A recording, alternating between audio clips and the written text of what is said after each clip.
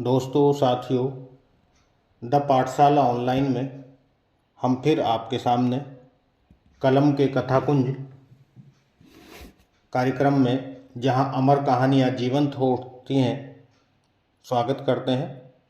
आज की हमारी कहानी है मुंशी प्रेमचंद द्वारा रचित नमक का दरोगा। नमक का दरोगा मुंशी प्रेमचंद की एक ईमानदार दरोगा की कहानी है, जो नमक की अवैध तस्करी के खिलाफ आवाज़ उठाता है और धन के ऊपर धर्म की जीत का संदेश देती है। कहानी वंशीधर नामक एक युवा दरोगा को केंद्र में रखकर लिखी गई है, जो भ्रष्टाचार के खिलाफ खड़ा होता है और अपनी ईमानदारी से सबको प्रभावित करता है। नमक का दरोगा प्रेमचंद की एक प्रसिद्ध कहानी है, जो ईमानदारी, सत्य और कर्तव्य निष्ठा के महत्व पर प्रकाश डालती है। यह कहानी आज भी लोगों को प्रेरित करती है। तो आइए शुरू करते हैं कहानी नमक का दरोगा। जब नमक का नया विभाग बना और ईश्वर प्रदत्त वस्तु के व्यवहार करने का निषेध हो गया, तो लोग चोरी छुपे इसका व्यवहार करने लगे। अनेक प्रकार के छल प्रपंचों का सूत्रपात हुआ। कोई घूस से काम निकालता था, कोई चालाकी से। अधिकारियों के पो बारह थे। पटवारीगिरी का सर्वसम्मानित पद छोड़ छोड़ कर लोग इस विभाग की बरकंदाजी करते थे। इसके दारोगा पद के लिए तो वकीलों का भी जी ललचाता था। यह वह समय था जब अंग्रेजी शिक्षा और ईसाई मत को लोग एक ही वस्तु समझते थे। मुंशी वंशीधर भी रोजगार की खोज में निकले। उनके पिता एक अनुभवी पुरुष थे। समझाने लगे, बेटा, घर की दुर्दशा देख रहे हो, ऋण के बोझ से दबे हुए हैं। लड़कियां हैं, वह घास फूस की तरह बढ़ती जा रही हैं। मैं कगारे पर का वृक्ष हो रहा हूं, न मालूम कब गिर पड़ूं। अब तुम ही घर के मालिक मुख्तियार हो। नौकरी में ओहदे की ओर ध्यान मत देना, यह तो पीर का मजार है। निगाह चढ़ावे और चादर पर रखनी चाहिए। ऐसा काम ढूंढना जहां कुछ ऊपरी आय हो। मासिक वेतन तो पूर्णमासी का चांद है, जो एक दिन दिखाई देता है और घटते घटते लुप्त हो जाता है। ऊपरी आय बहता हुआ स्रोत है, जिससे सदैव प्यास बुझती है। वेतन मनुष्य देता है, इसी से उसमें वृद्धि नहीं होती।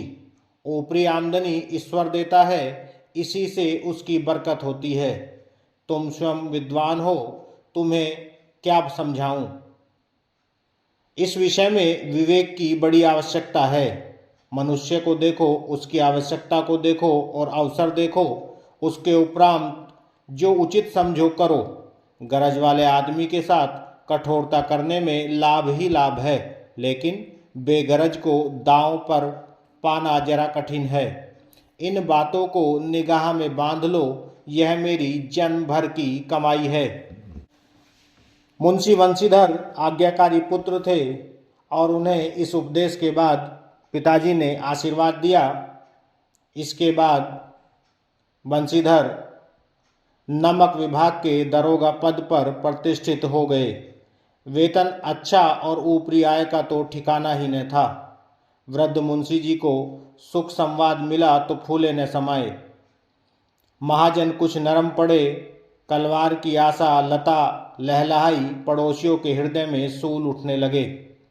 जाड़े के दिन थे और रात का समय।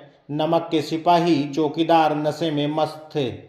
मुंशी वंशीधर को यहाँ आए अभी 6 महीने से अधिक न हुए थे, लेकिन इस थोड़े समय में ही उन्होंने अपनी कार्यकुशलता और उत्तम आचार से अफसरों को मोहित कर लिया था। अफसर लोग उन पर बहुत विश्वास करने लगे। नमक के दफ्तर से 1 मील पूर्व की ओर जमुना बहती थी। उस पर नावों का एक पुल बना था। दरोगा जी किवाड़ बंद किए मीठी नींद से सो रहे थे। अचानक आंख खुली तो नदी के प्रवाह की जगह गाड़ियों की गड़गड़ाहट तथा मल्लाहों का कोलाहल सुनाई दिया। उठ बैठे, इतनी रात गए गाड़ियां क्यों नदी के पार जाती हैं? अवश्य कुछ न कुछ गोलमाल है। तर्क ने भ्रम को पुष्ट किया। वर्दी पहनी, तमंचा जेब में रखा और बात की बात में घोड़ा बढ़ाए हुए पुल पर आ पहुँचे। गाड़ियों की एक लंबी कतार पुल के पार जाती देखी। डांट कर पूछा, किसकी गाड़ियां हैं? थोड़ी देर तक सन्नाटा रहा। आदमियों में कुछ कानाफूसी हुई। तब आगे वाले ने कहा, पंडित आलोपीदीन की। कौन पंडित आलोपीदीन? दातागंज के मुंशी वंशीधर चौके पंडित आलोपीदीन इस इलाके के सबसे प्रतिष्ठित जमींदार थे। लाखों रुपए का लेन देन करते थे। इधर छोटे से बड़े कौन ऐसे थे जो उनके ऋणी न हों। व्यापार भी बड़ा लंबा चौड़ा था। बड़े चलते पुर्जे आदमी थे। अंग्रेज अफसर उनके इलाके में शिकार खेलने आते और उनके मेहमान होते। मुंशी जी ने पूछा, गाड़ियाँ कहाँ जाएंगी? उत्तर मिला, कानपुर। लेकिन इस प्रश्न पर कि इनमें क्या है, सन्नाटा छा गया। दारोगा साहब का संदेह और भी बढ़ा। कुछ देर तक उत्तर की बाट देखकर वह जोर से बोले, क्या गूंगे हो गए हो? हम पूछते हैं इनमें क्या लदा है। जब इस बार भी कोई उत्तर न मिला तो उन्होंने घोड़े को एक गाड़ी से मिलाकर बोरे को टटोला। भ्रम दूर हो गया। यह नमक के ढेले थे। पंडित आलोपीदीन अपने सजीले रथ पर सवार कुछ सोते कुछ जागते चले आते थे। अचानक कई गाड़ीवानों ने घबराए हुए आकर जगाया और बोले, महाराज, दरोगा ने गाड़ियां रोक दी हैं और घाट पर खड़े आपको बुलाते हैं। पंडित आलोपीदीन का लक्ष्मी पर अखंड विश्वास था। वह कहा करते थे कि संसार का तो कहना ही क्या, स्वर्ग में भी लक्ष्मी का ही राज्य है। उनका यह कहना यथार्थ ही था। न्याय और नीति सब लक्ष्मी के ही खिलौने हैं। इन्हें वह जैसा चाहती है नचाती है। लेटे ही लेटे गर्व से बोले, चलो हम आते हैं। यह कहकर पंडित जी ने बड़ी निश्चिंतता से पान के बीड़े लगा कर खाए। फिर लिफाफा ओढ़े हुए दरोगा के पास आकर बोले, बाबूजी आशीर्वाद, कहिए हमसे ऐसा कौन सा अपराध हुआ कि गाड़ियां रोक दी गई? हम ब्राह्मणों पर तो आपकी कृपा दृष्टि रहनी चाहिए। वंशीधर रुखाई से बोले, सरकारी हुक्म। पंडित आलोपीदीन ने हंसकर कहा, हम सरकारी हुक्म को नहीं जानते और न ही सरकार को। हमारी सरकार तो आप ही हैं। हमारा और आपका तो घर का मामला है। हम कभी आपसे बाहर हो सकते हैं? आपने व्यर्थ का कष्ट उठाया। यह हो ही नहीं सकता कि इधर से जाएं और इस घाट के देवता को भेंट न चढ़ाएं। पंडित जी ने खूब कुसामत की दरोगा जी की और अनेक प्रकार से उनको समझाने का प्रयास किया, किंतु दरोगा जी नहीं माने और कहने लगे, हम उन नमक हरामों में नहीं हैं जो कोड़ियों पर अपना ईमान बेचते हैं। आप इस समय हिरासत में हैं। आपका कायदे के अनुसार चालान होगा। बस मुझे अधिक बातों की फुर्सत नहीं। जमादार बदलू सिंह, तुम इन्हें हिरासत में ले चलो, मैं हुक्म देता हूँ। पंडित आलोपीदीन स्तंभित हो गए। गाड़ीवानों में हलचल मची। पंडित जी के जीवन में कदाचित यह पहला ही अवसर था कि पंडित को ऐसी कठोर बातें सुननी पड़े। बदलू सिंह आगे बढ़े, किंतु रोब के मारे यह साहस न हुआ कि उनका हाथ पकड़ सकें। पंडित जी ने धर्म को धन का ऐसा निरादर करते हुए कभी न देखा। विचार किया कि यह अभी उद्दंड लड़का है, माया मोह के जाल में अभी नहीं पड़ा, अल्लड़ है, झिझकता है। बहुत दीन भाव से बोले, बाबू साहब ऐसा न कीजिए, हम मिट जाएंगे, इज्जत धूल में मिल जाएगी। हमारा अपमान करने से आपके हाथ क्या आएगा? हम किसी तरह आपसे बाहर थोड़े ही हैं। वंशीधर ने कठोर स्वर में कहा, हम ऐसी बातें नहीं सुनना चाहते। आलोपीदीन ने जिस सहारे को चट्टान समझ रखा था वह पैरों के नीचे खिसकता हुआ मालूम हुआ। स्वाभिमान और धन ऐश्वर्य को कड़ी चोट लगी, किंतु अभी तक धन की सांख्यिकी शक्ति का पूरा भरोसा था। अपने मुख्तार से बोले, लाला जी 1000 के नोट बाबू साहब को भेंट करो। आप इस समय भूखे सिंह हो रहे हैं। वंशीधर ने गर्म होकर कहा, 1000 नहीं, 1,00,000 भी मुझे सच्चे मार्ग से नहीं हटा सकते। वंशीधर ने अपने जमादार को ललकारा। बदलू सिंह मन में दरोगा जी को गालियां देते हुए पंडित आलोपीदीन की ओर बढ़े। पंडित जी घबरा कर 2-3 कदम पीछे हट गए। अत्यंत दीनता से बोले, बाबू साहब, ईश्वर के लिए मुझ पर दया कीजिए, मैं 25,000 पर निपटारा करने को तैयार हूँ। असंभव बात है। 30,000 पर किसी तरह भी संभव नहीं। क्या 40,000 पर भी नहीं? 40,000 पर नहीं, 40 लाख पर भी असंभव है। बदलू सिंह, इस आदमी को अभी हिरासत में ले लो, दरोगा जी ने कहा। अब मैं एक शब्द भी नहीं सुनना चाहता। धर्म ने धन को पैरों तले कुचल डाला। आलोपीदीन ने एक हष्ट-पुष्ट मनुष्य को हथकड़ियाँ लिए हुए अपनी तरफ आते देखा। चारों ओर निराशा और कातर दृष्टि से देखने लगे। इसके बाद मूर्छित होकर गिर पड़े। दुनिया सोती थी पर दुनिया की जीभ जागती थी। सवेरे देखिए तो बालक वृद्ध सबके मुंह से यही बात सुनाई देती थी। जिसे देखिए वही पंडित जी के इस व्यवहार पर टीका टिप्पणी कर रहा था। निंदा की बौछारें हो रही थी, मानो संसार से अब पापी का पाप कट गया। पानी को दूध के नाम से बेचने वाला ग्वाला, कल्पित रोजनामचे भरने वाले अधिकारी वर्ग, रेल में बिना टिकट सफ़र करने वाले बाबू लोग, जाली दस्तावेज बनाने वाले सेठ और साहूकार, यह सब के सब देवताओं की भांति गर्दनें चला रहे थे। जब दूसरे दिन पंडित आलोपीदीन अभियुक्त होकर कांस्टेबलों के साथ हाथों में हथकड़ियाँ, हृदय में ग्लानि और क्षोभ भरे, लज्जा से गर्दन झुकाए अदालत की तरफ चले तो सारे शहर में हलचल मच गई। भीड़ के मारे छत और दीवार में कोई भेद न रहा। किंतु अदालत में पहुंचने की देर थी। पंडित आलोपीदीन इस अगाध वन के सिंह थे। अधिकारी वर्ग उनके भक्त, अमले उनके सेवक, वकील मुख्तार उनके आज्ञापालक और अर्दली, चपरासी तथा चौकीदार तो उनके बिना मोल के गुलाम थे। उन्हें देखते ही लोग चारों तरफ से दौड़े। सभी लोग विस्मित हो रहे थे, इसलिए नहीं कि आलोपीदीन ने क्यों यह कर्म किया, बल्कि इसलिए कि वह कानून के पंजे में कैसे आए।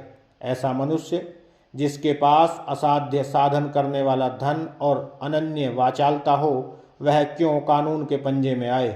प्रत्येक मनुष्य उनसे सहानुभूति प्रकट करता था। बड़ी तत्परता से इस आक्रमण को रोकने के निमित्त वकीलों की एक सेना तैयार की गई। न्याय के मैदान में धर्म और धन में युद्ध ठन गया।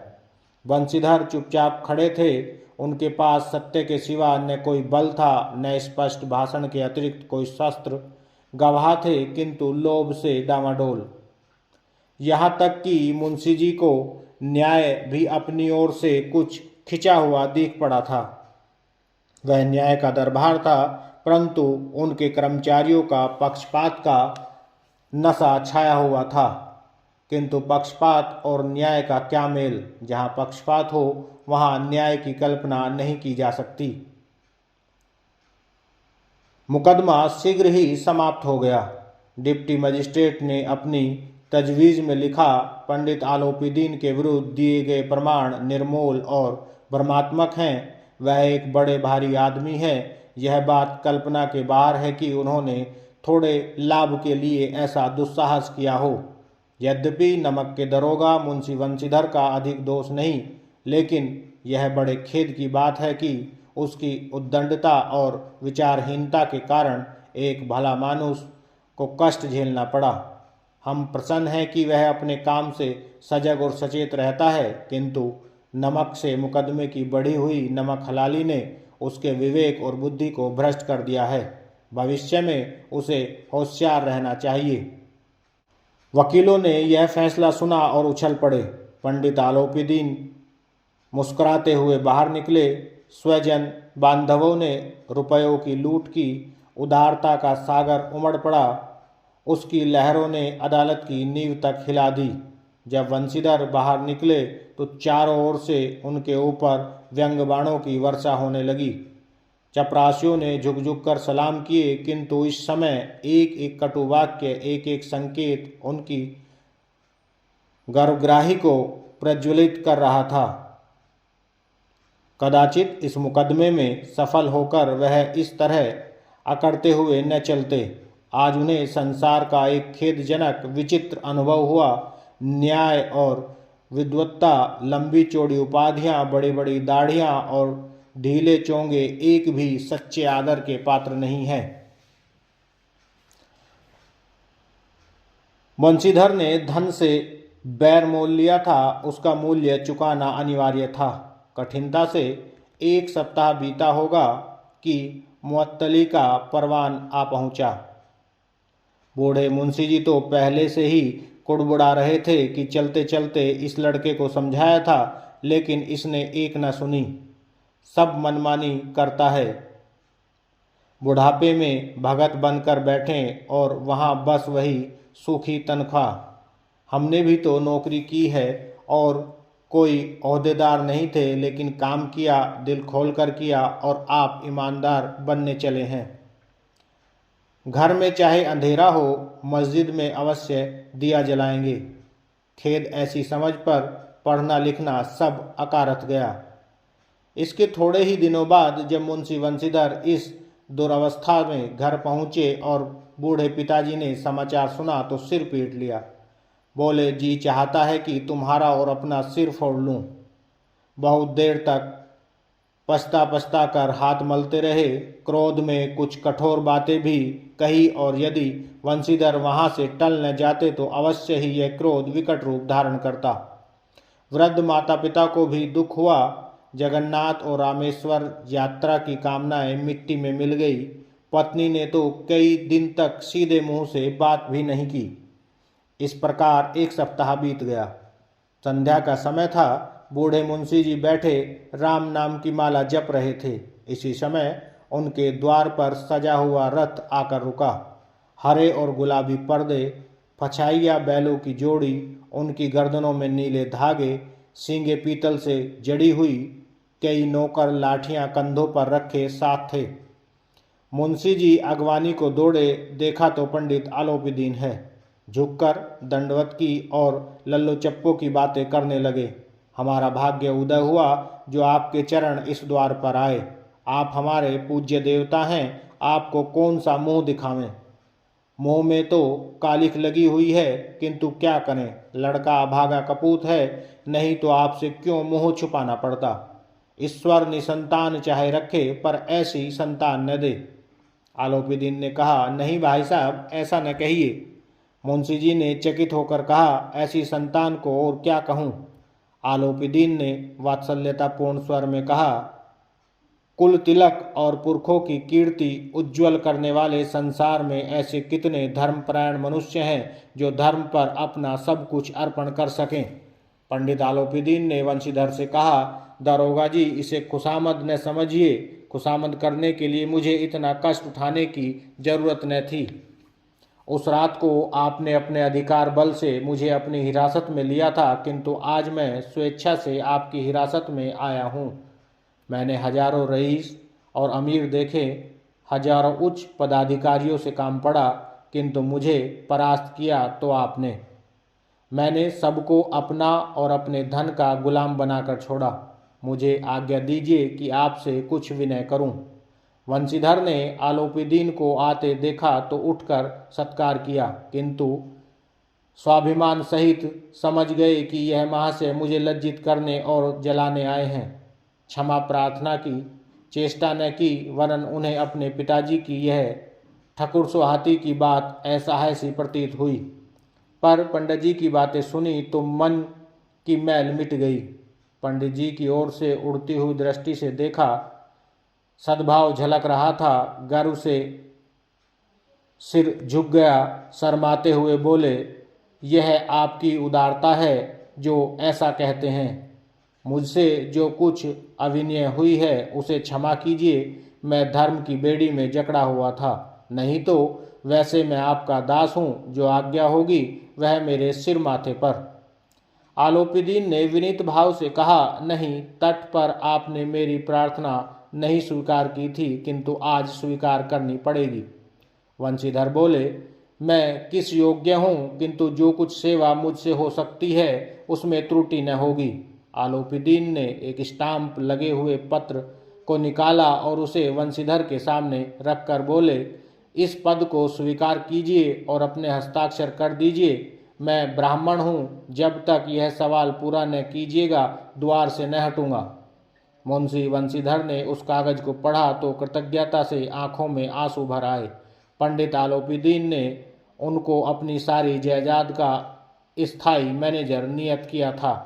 6,000 वार्षिक वेतन के अतिरिक्त रोजाना खर्च अलग, सवारी के लिए घोड़ा, रहने को बंगला, नौकर चाकर मुफ्त। कंपित स्वर में बोले, पंडित जी, मुझ में इतनी सामर्थ्य नहीं कि आपकी उदारता की प्रशंसा कर सकूं, किंतु ऐसे उच्च पद के योग्य नहीं हूं। आलोपीदीन हंस करके बोले, मुझे इस समय एक अयोग्य मनुष्य की ही जरूरत है। वंशीधर ने गंभीर भाव से कहा, जो मैं आपका दास हूँ, आप जैसा कीर्तिवान सज्जन पुरुष की सेवा करना मेरे लिए सौभाग्य की बात है, किंतु मुझ में न विद्या है, न बुद्धि है, न वह स्वभाव जो इन त्रुटियों की पूर्ति कर देता है।